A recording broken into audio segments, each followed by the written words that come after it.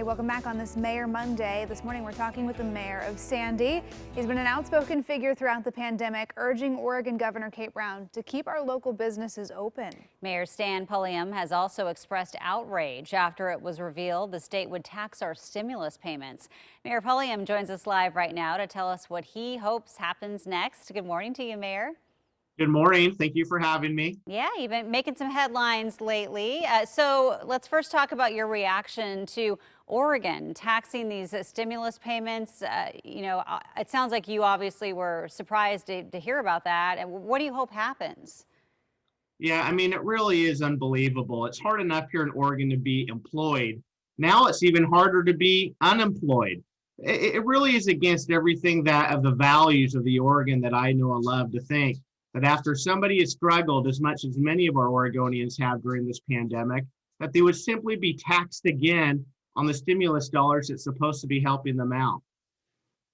I think it's come as a surprise to many Oregonians. So, I'm sure there are many who share that concern. I know Sandy leadership sent Governor a letter last week, urging to reopen businesses. Is your thinking here that, if we can't fix the tax that would be coming on stimulus payments, we need to at least let people try and make some money to support themselves again?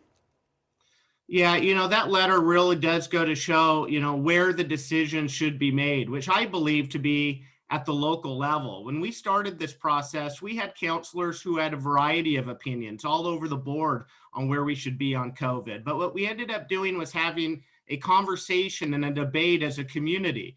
We had the opportunity for local business owners to talk to counselors, and then we were able to talk and come to a consensus as a council, which ended up in this letter to the governor calling on these businesses to open in a safe way that helps prevent the further spread of COVID. It's my hope that the governor gets out of the governor's mansion and talks to local business owners and members in the community and parents whose children are stuck in virtual learning. We really do need to be thinking about the totality of the impact of these decisions that our leaders are making. The governor has maintained here throughout this pandemic that she's making these decisions on the state level based on science and what state health authorities and scientists are telling her. Are you disagreeing with their findings, or do you think that there should just be a different approach? Well, where is the science? It's been well over a month now since I personally asked the governor, who acted excited when I asked. She said, "I have the evidence. I'll show it to you." It's been over a month since we requested that information. We've yet to see any evidence that shows that restaurants, bars, and fitness centers that are owned by mom and pop local small business owners contribute to the spread of COVID more than big box stores that help out and support corporate America. This Oregon values to support our neighbors who are in need, not just those of corporate America. Again, I just think we need to be really considering the totality of the impact of the decisions the governor's making, not just those from health professionals.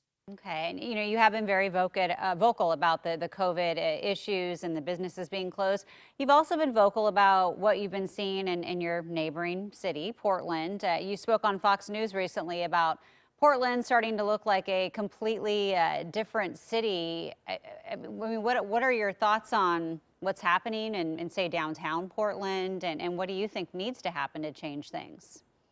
Yeah, I mean, it really is unfortunate. As somebody who grew up here in the Portland metropolitan area, obviously in Sandy, real close by, I mean, Portland really is unrecognizable from the community that I know many of us have come to know and love. When you drive through Portland and you see just the mass homelessness, the boarded up storefronts. I was talking to a local Multnomah County commissioner the other day who said that those plywood boards are up because of COVID, as if somehow we're afraid of COVID seeping through the plywood to infect people. That plywood's not up because of COVID. It's because of the riots and the mass destruction going on in downtown Portland that many viewers watch on the nightly news on this channel.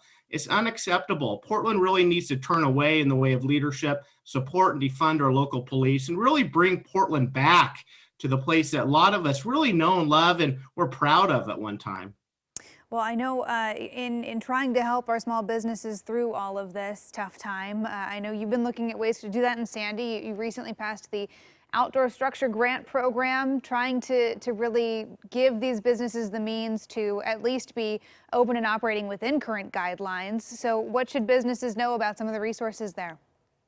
Well, yeah, so in addition to COVID relief money, which a lot of communities have done, is we've done this outdoor structure. So many people who drive through Sandy recognize our Sandy style. It really stands out and it's pretty neat. So these outdoor structures are going to provide some ambiance, some relief that helps out our local restaurants and bars during this time, but also as a full-time value. Long into the future, our community and our neighbors are going to be able to enjoy this. I believe this is the first time that I've seen this in Oregon or really anything else like this. And you think about what we used to do here in Oregon, from our public beaches to our bottle bill, we are still doing innovative, neat things like that in Sandy. It really is the Sandy way. Well, Sandy is a beautiful place. Thanks so much for joining us, Sandy Mayor Stan Pulliam. Have a good morning.